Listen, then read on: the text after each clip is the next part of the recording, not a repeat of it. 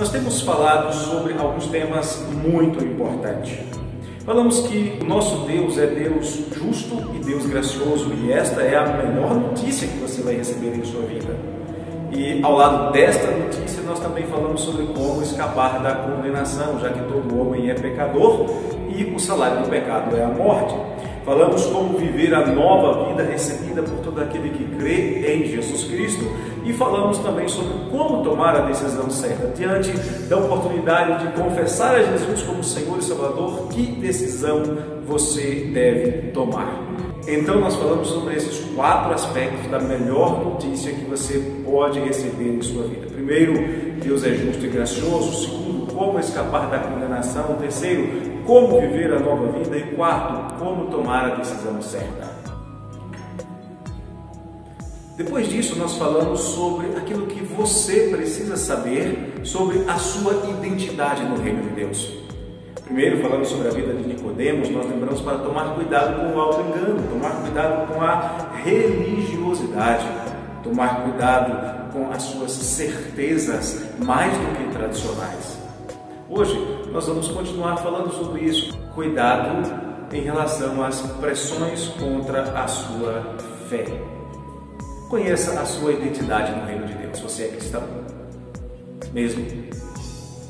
Você tem certeza da sua salvação, da sua fé em nome do Senhor Jesus Cristo?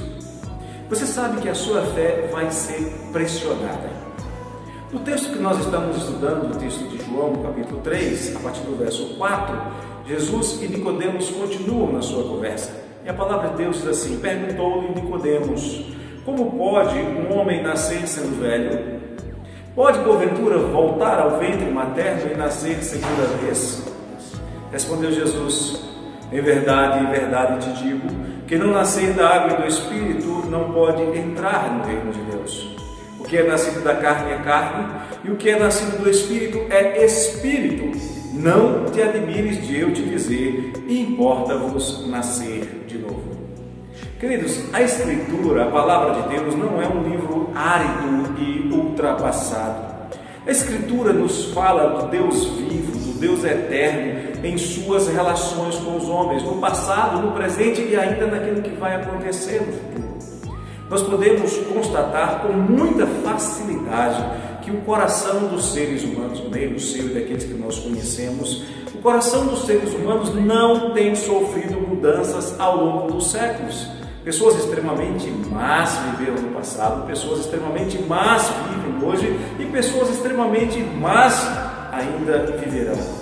Mas a mudança que nós vamos encontrar, sem sombra de dúvida, é a maneira como o homem expressa aquilo que está no seu coração, com mais ou menos informação, com mais ou menos tecnologia, com mais ou menos refinamento cultural. Nós falamos sobre Nicodemos, um homem religioso, um homem cheio de conhecimentos, que vai procurar Jesus às escondidas no meio da noite.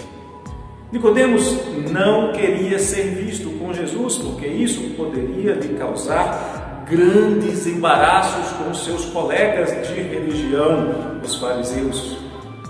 Como muitos hoje têm medo de frequentarem as reuniões de uma igreja por temer embaraços com seus amigos de bares, com seus amigos de folguedos, de festas, de piadas com a sua família, ou até mesmo com seus amigos de igreja, caso sejam membros de uma outra denominação. Mas o texto bíblico que nós lemos, ele não afirma quais eram as razões, os medos que moveram Nicodemos para ir ao encontro de Jesus às escuras. Pode ter sido curiosidade, pode ter sido vaidade intelectual, mas certamente ele foi surpreendido pela resposta que recebeu de Jesus quando ele faz a sua saudação, bom mestre, que era também uma afirmação. Como nós vemos no verso 7, não te admires de eu te dizer, importa-vos nascer de novo. Nicodemos, um homem cheio de religiosidade e conhecimento, deve ter pensado: por esta eu não esperava. Que história é esta? Que história é esta de eu precisar nascer de novo? Começar tudo outra vez? É óbvio que Nicodemos muito provavelmente compreendia as implicações desta frase do Senhor Jesus. Nascer de novo significava começar tudo de novo. Mas espere, e a sua religiosidade? E o seu conhecimento teológico? Isso não serviria para nada? Nicodemos era um fariseu, um dos grandes, e os fariseus se julgavam, queridos, merecedores de entrar no reino de Deus por causa dos seus esforços religiosos. E agora ele, Nicodemos, estava ouvindo que se quisesse entrar no reino de Deus, teria que começar tudo de novo. Ele não podia ouvir uma coisa dessas e deixar passar em branco. Não fariseu, não um dos maiorais dos fariseus, não Nicodemos, um homem religioso e de profundo conhecimento. Ele tinha de alguma maneira de se livrar da vergonha que Jesus estava fazendo ele passar. Como ele não tinha como argumentar contra a afirmação de Jesus, ele busca uma saída muito parecida com aquilo que as pessoas gostam de fazer hoje. Veja, eu disse que mudam os costumes, mudam a maneira de se expressar, muda a tecnologia, mas o coração não muda. Nicodemos tentou, como nós dizemos hoje, lacrar, isto é, terminar uma conversa saindo por cima e dizendo a última palavra. Nicodemos faz uma pergunta que é, ao mesmo tempo, uma afirmação que deve ter feito os olhos dos seus companheiros brilharem. Nosso amigo se saiu bem. É impossível a um homem adulto voltar ao ventre materno. Nem tente imaginar a cena de uma senhora, provavelmente já septuagenária, se é que ainda era viva, carregando em seu ventre um homem adulto de 1,70 m, aproximadamente 70 quilos. O que Nicodemos estava dizendo para Jesus era basicamente o seguinte: isto que você está falando, Jesus, é impraticável, é só um sofisma. Isto é só uma afirmação que não encontra respaldo de maneira alguma na experiência humana. Nicodemos tinha esta certeza baseada no seu conhecimento e nas suas experiências. Nicodemos tinha certezas baseadas nas experiências do dia a dia, como muitos carregam certezas e tradições que vão sendo aprendidas ao longo dos anos como se fossem verdades que não pudessem ser questionadas. Certa vez, há alguns anos, eu mostrei um texto bíblico a um homem e ele respondeu que a sua avó tinha ensinado a mãe dele, que ensinou a ele de um jeito, e que ele preferia ir para o inferno a acreditar naquilo que eu estava lhe mostrando no texto das Escrituras. O problema é que o texto era Atos, capítulo 4, verso de número 12. E não há salvação em nenhum outro, porque abaixo do céu não existe nenhum outro nome dado entre os homens pelo qual importa que sejamos salvos. Eu estava dizendo para ele que só existe salvação em Jesus Cristo. E ele disse que preferia ir para o inferno, mas não deixaria de acreditar no que a sua mãe havia aprendido com a sua avó.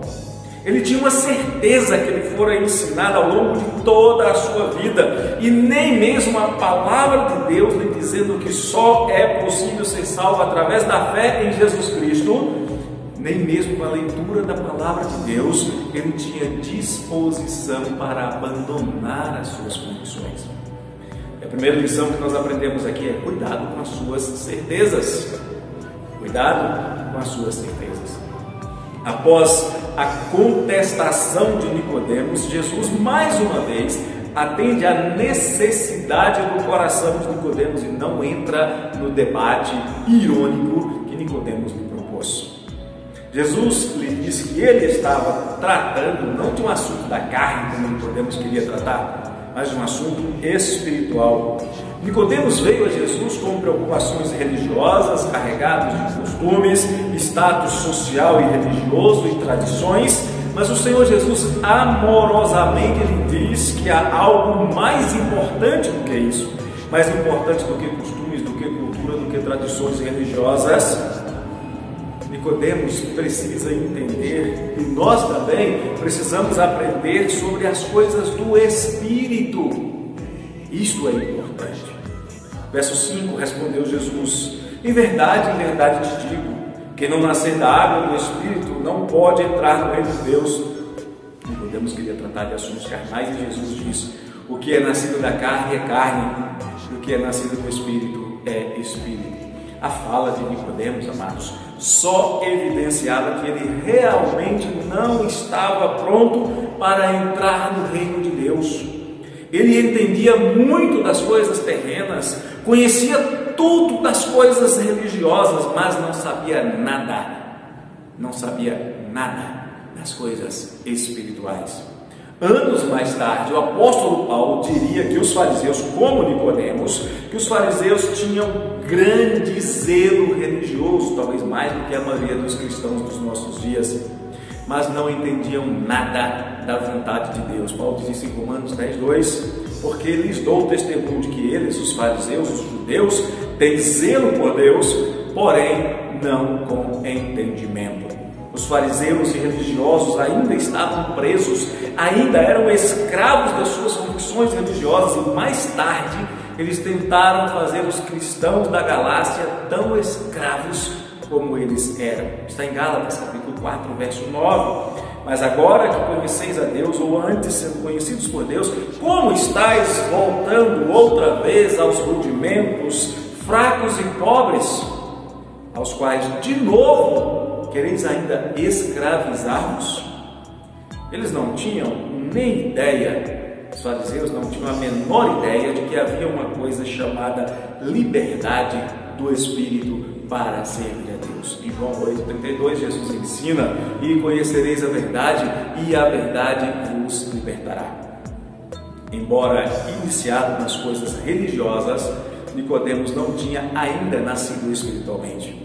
E por isso Nicodemos não podia compreender as coisas do Espírito e não havia experimentado a liberdade do Espírito para servir a Deus. E esta é a segunda lição que nós podemos aprender hoje. Não basta ser religioso, não basta ter conhecimentos e tradições, é preciso nascer de novo para entrar no reino de Deus. É possível que muita gente religiosa seja como Nicodemos. Nicodemos era sincero na sua religiosidade.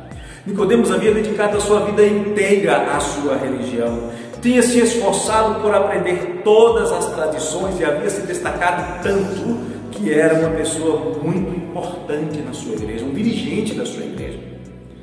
A Bíblia fala de outra pessoa que tinha as mesmas características de Nicodemos. Eu não sei o seu nome, mas ele se esforçava desde a sua juventude.